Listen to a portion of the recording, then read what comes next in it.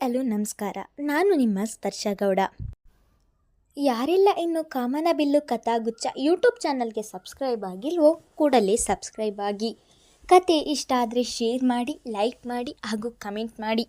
ನಾನು ಇವತ್ತು ಹೇಳ್ತಿರೋ ಕತೆ ಒಂಗಿರಣ ಭಾಗ 188. ಕೋಣೆಗೆ ಬಂದವಳೆ ಧನುಷ್ ಮಲಗಿರುವುದನ್ನು ನೋಡಿ ಅವನ ಪಕ್ಕ ಕುಳಿತವಳು ಅವನ ತಲೆ ನೇವುತ್ತಾ ಅಣ್ಣ ಎಂದು ಎಚ್ಚರ ಮಾಡಿದಳು. ತಂಗಿಯ ಧ್ವನಿ ಆಲಿಸಿ ಕಣ್ಣು ತೆರೆದವನು ಮುದ್ದು ನೀನು ಯಾವಾಗ ಬಂದೆ ಎಂದನು. ಬಾಡಿದ ಮುಖ, ಸತ್ವ ಕಳೆದುಕೊಂಡಂತಹ ಧ್ವನಿ ಕೇಳಿ ಅವಳಿಗೆ ಬಹಳವೇ ಸಂಕಟ ಆವರಿಸಿತು. ಈಗಷ್ಟೇ ಬಂದೆ ಅಣ್ಣ ಎಂದಳು. ಅವಳ ಮಾತು ಕೇಳುತ್ತಲೇ ನಿಧಾನವಾಗಿ ಎದ್ದು ಕುಳಿತವನು ಬಾಗಿಲೆಡೆಗೆ ನೋಡಿದನು. ಅಲ್ಲಿ ಯಾರೂ ಇರಲಿಲ್ಲ. ಆರಾಧ್ಯ ಬಂದಿದ್ದಾಳೆ ಎಂದರೆ ಶರದಿಗೂ ಕೂಡ ತನಗೆ ಜ್ವರ ಬಂದಿರುವ ವಿಷಯ ತಿಳಿದಿರುತ್ತದೆ. ಅವಳು ಕೂಡ ನನ್ನನ್ನು ನೋಡಲು ಬಂದಿದ್ದಾಳೆ ಎನ್ನುವ ನಿರೀಕ್ಷೆ ಅವನದು. ಆದರೆ ಶರದಿ ಅವನ ನಿರೀಕ್ಷೆಯನ್ನು ಸುಳ್ಳು ಮಾಡಿದ್ದಾಳಲ್ಲ. ಮುದ್ದು ಒಬ್ಬಳೇ ಬಂದೆಯಾ? ಈಗಲೂ ಅವನಿಗೆ ಶರದಿ ಬಂದಿದ್ದಾಳೇನೋ ಎನ್ನುವ ಆಸೆ. ಇಲ್ಲ ಅಣ್ಣ, ರಿಷಿ ಬಂದಿದ್ದಾರೆ ಎನ್ನುವ ವೇಳೆಗಾಗಲೇ ಬಾಗಿಲ ಬಳಿಗೆ ರಿಷಿ ಕೂಡ ಬಂದಿದ್ದನು. ಆರಾಧ್ಯ ರಿಷಿ ಒಬ್ಬನ ಹೆಸರನ್ನು ಮಾತ್ರ ಹೇಳುತ್ತಿದ್ದ ಹಾಗೆ ಅವನ ಮನಸ್ಸು ಅದಾಗಲೇ ಬಾಡಿ ಹೋಗಿತ್ತು. ಧನುಷ್ ಬಳಿಗೆ ಬಂದ ರಿಷಿ ಅವನ ಮೇಲೆ ಎಷ್ಟೇ ಬೇಸರ ಇದ್ದರೂ ಕೂಡ ಮಾನವೀಯತೆಯಿಂದ ಹೇಗಿದ್ದೀರಾ ಸರ್ ಎಂದನು. ಇವಾಗ ಪರವಾಗಿಲ್ಲ ಎಂದು ಮೇಲುಧ್ವನಿಯಲ್ಲಿಯೇ ಹೇಳಿದನು. ಅಣ್ಣ, ಒಂದು ದಿನಕ್ಕೆ ಹೀಗಾಗಿದ್ದೀಯ ನೋಡು, ನಿನ್ನನ್ನು ನೋಡಲು ಆಗುತ್ತಿಲ್ಲ, ಬೇಗ ಹುಷಾರಾಗು ಎಂದಳು. ನನಗೆ ಏನೂ ಆಗಿಲ್ಲ ಮುದ್ದು, ಸ್ವಲ್ಪ ಜ್ವರ ಇತ್ತು ಅಷ್ಟೇ. ಈಗ ಅದು ಕಡಿಮೆಯಾಗಿದೆ. ನಾಳೆಯಷ್ಟರಲ್ಲಿ ಫುಲ್ ರಿಕವರಿ ಆಗುತ್ತೇನೆ. ದೇಹದಲ್ಲಿ ಪೂರ್ತಿಯಾಗಿ ಆಯಾಸವಿದ್ದರೂ ಸಹ ಅದನ್ನು ತಂಗಿ ಎದುರಿಗೆ ತೋರಿಸಿಕೊಳ್ಳದೆ ಮಾತನಾಡಿದನು. ಅಷ್ಟರಲ್ಲಿಯೇ ಸೀತಾ ಅವರು ಇಬ್ಬರಿಗೂ ಕಾಫಿ ಹಿಡಿದು ಬಂದಿದ್ದರು. ಅವರನ್ನು ನೋಡಿದವಳು ಹೇಗಿದ್ದೀರಾ ಸೀತಮ್ಮ ಎಂದು ಮುಗುಳು ನಗು ಬೀರಿ ಕೇಳಿದಳು. ನಾನು ಚೆನ್ನಾಗಿದ್ದೀನಿ ಆರಾಧ್ಯ, ನೀನು ಹೇಗಿದ್ದೀಯಾ ಎಂದು ಹೇಳುತ್ತಲೇ ಸೋಫಾ ಮೇಲೆ ಕುಳಿತ ರಿಷಿಗೆ ಕಾಫಿ ನೀಡಿ ಆರಾಧ್ಯಳ ಬಳಿಗೆ ಬಂದಿದ್ದರು.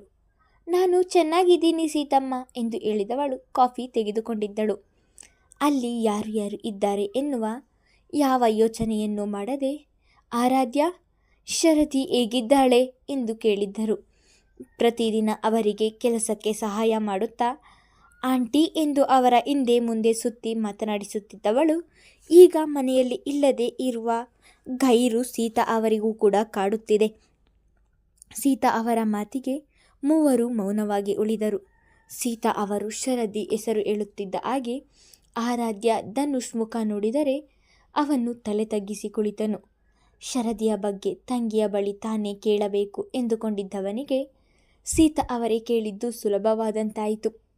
ಅವನು ಕೂಡ ಆರಾಧ್ಯಳ ಮಾತಿಗಾಗಿ ಕಾಯುತ್ತಾ ಕುಳಿತನು. ಚೆನ್ನಾಗಿದ್ದಾಳೆ ಸೀತಮ್ಮ ಎಂದಳು ಅಷ್ಟೆ. ತನಗೆ ಆರೋಗ್ಯ ಸರಿ ಇಲ್ಲದೆ ಇರುವುದನ್ನು ತಿಳಿದು ಕಾಲ್ ಮಾಡಿ ಮಾತನಾಡಿಸುತ್ತಾಳೆ ಅಥವಾ ಮೆಸೇಜ್ ಆದರೂ ಮಾಡುತ್ತಾಳೆ ಎಂದು ತಿಳಿದು ಪದೇ ಪದೇ ಫೋನ್ ಕಡೆ ಕಣ್ಣು ಹಾಯಿಸುತ್ತಿದ್ದನು. ಆದರೆ ಅವಳಿಂದ ಯಾವುದೇ ಫೋನ್ ಆಗಲಿ ಮೆಸೇಜ್ ಆಗಲಿ ಬಂದಿರಲಿಲ್ಲ. ಕಾಫಿ ಕುಡಿದು ಕಪ್ಪನ್ನು ಟೇಬಲ್ ಮೇಲೆ ಇರಿಸಿದವನು ಹೊರಡೋಣ ಎಂದು ಎದ್ದು ನಿಂತನು. ರಿಷಿ ಹೊರಡೋಣ ಎಂದು ಎದ್ದು ನಿಂತಿದ್ದನ್ನು ನೋಡಿದವನು ಮುದ್ದು, ಇವತ್ತು ಇಲ್ಲಿಯೇ ಇದ್ದು ಹೋಗಬಹುದಲ್ಲವಾ ಎಂದು ಆರಾಧ್ಯಳ ಕೈ ಹಿಡಿದು ಹೇಳಿದನು. ಇಲ್ಲ ಅಣ್ಣ, ಇವತ್ತು ಇಲ್ಲಿ ಉಳಿಯಲು ಆಗುವುದಿಲ್ಲ, ಇನ್ನೊಂದು ದಿನ ಬರುತ್ತೇವೆ ಎಂದವಳು ಎಲ್ಲರಿಗೂ ಹೇಳಿ ಅಲ್ಲಿಂದ ಹೊರಟಿದ್ದಳು. ಇತ್ತ ಶರದಿಯ ಮನಸ್ಸಿಗೆ ಸಮಾಧಾನವೇ ಆಗುತ್ತಿರಲಿಲ್ಲ. ರಿಷಿ ಆರಾಧ್ಯ ಇಬ್ಬರು ಎಷ್ಟೊತ್ತಿಗೆ ಮನೆಗೆ ಬರುತ್ತಾರೆ ಎಂದು ಕಾಯುತ್ತಾ ಕುಳಿತಿದ್ದಳು.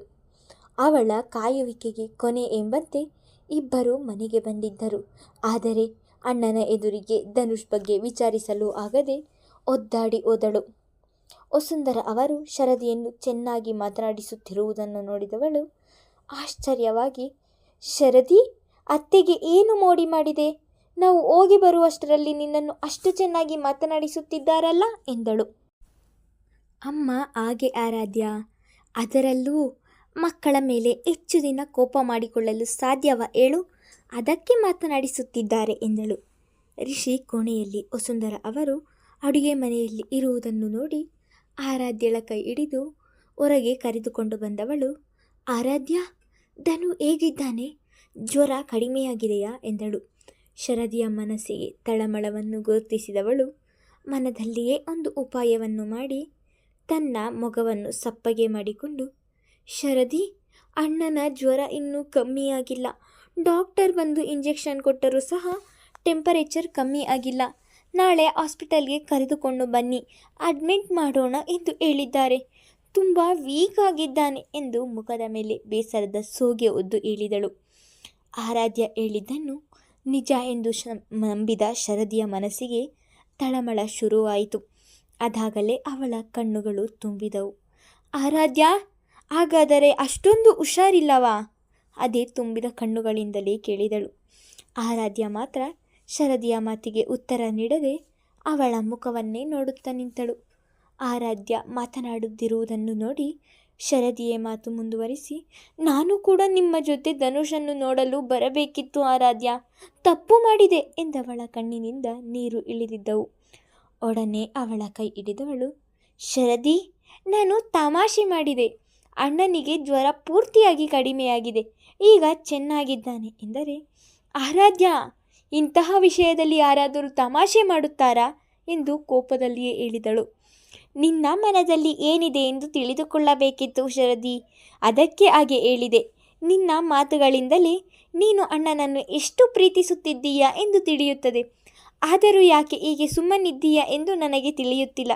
ನಿಜ ಹೇಳು ಶರದಿ, ನನ್ನ ಅಣ್ಣನನ್ನು ಕಂಡರೆ ನಿನಗೆ ಇಷ್ಟ ಇಲ್ಲವಾ ಎನ್ನುತ್ತಿದ್ದ ಹಾಗೆ ಇಷ್ಟರವರೆಗೂ ತಡೆ ಹಿಡಿದಿದ್ದ ದುಃಖವನ್ನೆಲ್ಲ ಅವಳನ್ನು ತಬ್ಬಿ ಜೋರಾಗಿ ಅತ್ತು ಹೊರ ಹಾಕುತ್ತಿದ್ದಳು. ಶರದಿ ಈ ರೀತಿ ಅಳುವುದನ್ನು ನೋಡಿ ಆರಾಧ್ಯಳಿಗೂ ಗೊಂದಲವಾಯಿತು. ಶರದಿ, ಯಾಕೆ ಹೀಗೆ ಅಳುತ್ತಿದ್ದೀಯಾ? ಏನಾಯಿತು? ಸಮಾಧಾನ ಮಾಡಿಕೊ ಎಂದರೂ ಕೂಡ ಸಮಾಧಾನವಾಗದೆ ಒಂದೇ ಸಮ ಅಳುತ್ತಲಿದ್ದಳು. ಶರದಿ, ಈಗ ನೀನು ಹೀಗೆ ಅಳುತ್ತಲಿದ್ದರೆ ಮನೆ ಒಳಗಿನಿಂದ ಯಾರಾದರೂ ಹೊರಗೆ ಬಂದರೆ ಕಷ್ಟವಾಗುತ್ತದೆ. ಸಮಾಧಾನ ಮಾಡಿಕೊ. ಈಗ ಏನಾಯಿತು ಎಂದು ಹೀಗೆ ಅಳುತ್ತಿದ್ದೀಯಾ ಎಂದಳು. ಅವಳ ಮಾತಿಗೆ ಅವಳಿಂದ ಹಿಂದೆ ಸರಿದವಳು ತನ್ನ ಕಣ್ಣೀರನ್ನು ತೊಳೆದುಕೊಂಡು ತಲೆ ತಗ್ಗಿಸಿ ನೆಲವನ್ನು ನೋಡುತ್ತಾ ನಿಂತಳು. ಧನುಷ್ ಜೊತೆ ನಾನು ಜಪಾನಿಗೆ ಹೋದಾಗಲೇ ಅವನನ್ನು ಪ್ರೀತಿಸಲು ಶುರು ಮಾಡಿದ್ದೆ ಆರಾಧ್ಯ ಎಂದು ಹೇಳುತ್ತಿದ್ದ ಹಾಗೆ ಆರಾಧ್ಯಳಿಗೆ ಇನ್ನಿಲ್ಲದ ಖುಷಿಯಾಯಿತು. ಶರದಿ, ಏನು ಹೇಳ್ತಿದ್ದೀಯ ನೀನು? ಮದುವೆಗೂ ಮುಂಚೆಯಿಂದಲೇ ಅಣ್ಣನನ್ನು ಪ್ರೀತಿಸುತ್ತಿದ್ದೆಯಾ? ಮತ್ತೆ ಅದನ್ನು ಹೇಳದೆ ಮುಚ್ಚಿಟ್ಟು ಯಾಕೆ ಇಬ್ಬರು ಹೀಗೆ ಬೇರೆ ಬೇರೆ ಇದ್ದೀರಾ ಎಂದರೆ, ನಿಮ್ಮಣ್ಣನ ಮನಸ್ಸಲ್ಲಿ ಏನಿದೆ ಎಂದು ಗೊತ್ತಿಲ್ಲ ಆರಾಧ್ಯ, ಹಾಗಾಗಿ ನಾನು ಕೂಡ ಏನೂ ಹೇಳದೆ ಸುಮ್ಮನೆ ಇದ್ದೇನೆ ಎಂದವಳ ಮಾತು ಕೇಳಿ ತಲೆಯ ಮೇಲೆ ಕೈ ಹೊತ್ತ ಆರಾಧ್ಯ, ಶರದಿ, ನನ್ನ ಅಣ್ಣ ಕೂಡ ನಿನ್ನನ್ನು ಪ್ರೀತಿಸುತ್ತಿರಬಹುದು. ಈ ವಿಷಯದ ಬಗ್ಗೆ ಮಾತನಾಡಿದರೆ ಅಲ್ಲವಾ ನಿನಗೆ ನಿಜ ತಿಳಿಯುವುದು. ಇರು, ಈಗಲೇ ಅಣ್ಣನಿಗೆ ಕರೆ ಮಾಡಿ ಈ ವಿಷಯ ಹೇಳುತ್ತೇನೆ ಎಂದು ಒಳಗೆ ಹೋಗುವವಳನ್ನು ತಡೆದ ಶರದಿ, ಬೇಡ ಆರಾಧ್ಯ, ನಾನೇ ಅವನ ಬಳಿ ಮಾತನಾಡುವವರೆಗೂ ನೀನು ಈ ವಿಷಯದ ಬಗ್ಗೆ ಮಾತನಾಡಬೇಡ. ಧನುಷ್ ಬಳಿ ಅಷ್ಟೇ ಅಲ್ಲ, ಈ ವಿಷಯವನ್ನು ಯಾರಿಗೂ ಹೇಳುವುದಿಲ್ಲ ಎಂದು ನನಗೆ ಮಾತು ಕೊಡು ಎಂದು ತನ್ನ ಹಸ್ತವನ್ನು ಅವಳ ಮುಂದೆ ಚಾಚಿದಳು. ಶರದಿ, ಇದೆಂತಹ ಹುಚ್ಚಾಟ ನಿನ್ನದು? ನಿನ್ನ ಎದೆಯಲ್ಲಿರುವ ಪ್ರೀತಿಯನ್ನು ಹೇಳಲು ಇಷ್ಟು ದಿನ ಬೇಕಾಯಿತ ನಿನಗೆ? ನಿನ್ನ ಎದೆಯಲ್ಲಿರುವ ಪ್ರೀತಿಯನ್ನು ಮುಚ್ಚಿಟ್ಟಿದ್ದರಿಂದ ಈಗ ಎಂತಹ ಅನಾಹುತ ಆಗಿದೆ ನೋಡಿದೆಯಾ? ನೀನು ಇಲ್ಲಿ, ಅಣ್ಣ ಅಲ್ಲಿ, ಇಬ್ಬರು ಕೊರಗುವ ಹಾಗೆ ಆಗಿದೆ. ಇವತ್ತು ನಾನು ಅದನ್ನು ಹೇಳುತ್ತೇನೆ ಎಂದರೂ ತಡೆಯುತ್ತಿದ್ದೀಯಲ್ಲ, ನೀನು ಹೇಳುವುದು ಯಾವಾಗ? ಇಲ್ಲ ಆರಾಧ್ಯ, ಇನ್ನೂ ತಡ ಮಾಡುವುದಿಲ್ಲ. ಆದಷ್ಟು ಬೇಗ ನನ್ನ ಪ್ರೀತಿಯನ್ನು ಹೇಳುತ್ತೇನೆ. ಅಲ್ಲಿಯವರೆಗೂ ನೀನು ಈ ವಿಷಯ ಯಾರಿಗೂ ಹೇಳುವುದಿಲ್ಲ ಎಂದು ನನಗೆ ಮಾತು ಕೊಡು ಎಂದು ಬಲವಂತದಿಂದ ಆರಾಧ್ಯಳಿಂದ ಮಾತು ತೆಗೆದುಕೊಂಡಿದ್ದಳು. ಆರಾಧ್ಯಗೆ ಇಷ್ಟ ಇಲ್ಲದಿದ್ದರೂ ಒಲ್ಲದ ಮನಸ್ಸಿನಿಂದ ಯಾರಿಗೂ ಹೇಳುವುದಿಲ್ಲ ಎಂದು ಅವಳ ಹಸ್ತದ ಮೇಲೆ ತನ್ನ ಹಸ್ತ ಇರಿಸಿ ಹೇಳಿದಳು. ನೀನು ಹೇಳಿದ ಹಾಗೆ ಮಾತು ಕೊಟ್ಟಿದ್ದೇನೆ, ಆದಷ್ಟು ಬೇಗ ನಿನ್ನ ಪ್ರೀತಿಯನ್ನು ಅಣ್ಣನಿಗೆ ಹೇಳು ಎಂದು ಹೇಳಿ ಆರಾಧ್ಯ ಒಳ ಹೋದರೆ ಅವಳು ಹೊರ ಹೋಗುವ ದಾರಿಯನ್ನೇ ನೋಡಿದವಳು, ಈಗ ನನಗೆ ಪ್ರೀತಿಯನ್ನು ಹೇಳಲು ಯಾವ ತೊಂದರೆ ಇಲ್ಲ ಆರಾಧ್ಯ. ಧನುಷ್ ಮನದಲ್ಲಿ ಏನಿದೆಯೋ ಗೊತ್ತಿಲ್ಲ, ಆದರೂ ನನ್ನ ಮನದಲ್ಲಿ ಇರುವುದನ್ನು ಅವನ ಬಳಿ ಹೇಳುತ್ತೇನೆ. ಅದಕ್ಕೂ ಮೊದಲು ಆ ನಿಶಾ ವಿಷಯವನ್ನು ಇತ್ಯರ್ಥ ಮಾಡಬೇಕು. ನನ್ನ ದಾರಿಗೆ ಮುಳ್ಳಾಗಿ ಅಡ್ಡ ಬಂದಿದ್ದಾಳೆ. ಆ ಮುಳ್ಳನ್ನು ಆದಷ್ಟು ಬೇಗ ಕಿತ್ತು ಎಸೆದು ನನ್ನ ದಾರಿಯನ್ನು ಸಲೀಸು ಮಾಡಿಕೊಳ್ಳುತ್ತೇನೆ ಎಂದು ಕೋಪದಲ್ಲಿ ಹೇಳಿಕೊಂಡಿದ್ದಳು. ನಿನ್ನೆ ಎಲ್ಲ ಮಲಗಿದ್ದರಿಂದ ಇಂದು ಬೇಗನೆ ಎಚ್ಚರವಾಗಿತ್ತವನಿಗೆ. ಅಲ್ಲದೆ ಮನಸ್ಸೆಲ್ಲ ಹಗುರವಾದಂತಾಗಿ ಭಾಸವಾಗುತ್ತಿತ್ತು. ಜ್ವರ ಪೂರ್ತಿಯಾಗಿ ಕಡಿಮೆಯಾಗಿತ್ತು. ಶರದಿ ಮಲಗುತ್ತಿದ್ದ ಕಡೆಗೆ ಹೊರಳಿದವನಿಗೆ ಖಾಲಿ ಮಂಚ ಇರುವುದನ್ನು ನೋಡಿ ಮನಸ್ಸಿಗೆ ಬೇಸರ ಆವರಿಸಿತು. ಅದಾಗಲೇ ಅವಳ ಗೈರು ಅವನನ್ನು ಬಹುವಾಗಿ ಕಾಡತೊಡಗಿತು. ಅವಳು ಇಲ್ಲದೆ ಅಷ್ಟು ದೊಡ್ಡ ಮನೆಯೂ ಕೂಡ ಖಾಲಿ ಖಾಲಿ ಎನಿಸತೊಡಗಿತು. ನಿಡಿದಾದ ಉಸಿರನ್ನು ಹೊರದಬ್ಬಿ ಹಾಸಿಗೆಯಿಂದ ಮೇಲೆದ್ದವನು, ನಿನ್ನೆ ಒಂದು ದಿನ ಸ್ನಾನ ಮಾಡದೆ ಇರುವುದಕ್ಕೆ ನನ್ನಿಂದ ಇರಲು ಆಗುತ್ತಿಲ್ಲ, ಮೊದಲು ಸ್ನಾನ ಮಾಡುತ್ತೇನೆ ಎಂದು ಬಚ್ಚಲ ಮನೆಗೆ ಹೋಗಿದ್ದನು. ಅಲ್ಲಿಯೂ ಕೂಡ ಅವಳು ಬಳಸುತ್ತಿದ್ದಂತಹ ಬ್ರಷ್, ಸೋಪು, ಶಾಂಪು ಎಲ್ಲವೂ ಅವಳ ನೆನಪನ್ನು ತರಿಸುತ್ತಿತ್ತು.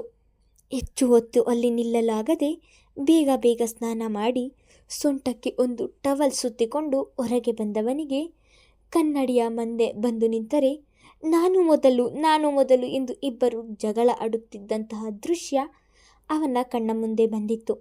ಶರದಿ ಅವನನ್ನು ಜಾಗ ಬಿಡಿಸುವ ಸಲುವಾಗಿ ಕಚಗುಳಿ ಕೊಡುತ್ತಿದ್ದದ್ದು ನೆನೆದು ಅವನ ಮುಖದ ಮೇಲೆ ನಗು ಮೂಡಿತು. ಇಲ್ಲ ಶರದಿ, ನಿನ್ನನ್ನು ಬಿಟ್ಟು ನನ್ನಿಂದ ಇರಲು ಆಗುತ್ತಿಲ್ಲ. ನೀನು ಯಾವಾಗಲೂ ನನ್ನ ಜೊತೆ ಜಗಳ ಮಾಡಿಕೊಂಡು ನನ್ನ ಜೊತೆಯೇ ಇರಬೇಕು. ನಿನ್ನ ಆಬ್ಸೆನ್ಸ್ ನನಗೆ ಸಹಿಸಲು ಆಗುತ್ತಿಲ್ಲ.